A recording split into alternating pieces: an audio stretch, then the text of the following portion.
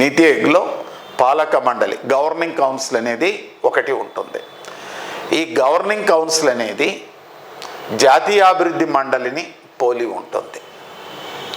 పాలక మండలికి అధ్యక్షుడు ప్రధానమంత్రి. పాలక మండలికి అధ్యక్షుడు ఎవరంటే ప్రధానమంత్రి. ఈ గవర్నింగ్ కౌన్సిల్లో సభ్యులు ఎవరెవరు ఉంటారంటే రాష్ట్రాల ముఖ్యమంత్రులు, కేంద్రపాలిత లెఫ్టినెంట్ గవర్నర్లు ఉంటారండి. ఓకే, గవర్నింగ్ కౌన్సిల్ అనేది ఒకటి ఉంటుంది. పూర్తి కాలపు సభ్యులు, permanent members.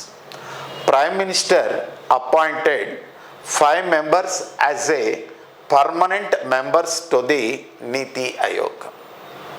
As of today, Prime Minister appointed 4 members as a permanent members in Niti Aayog.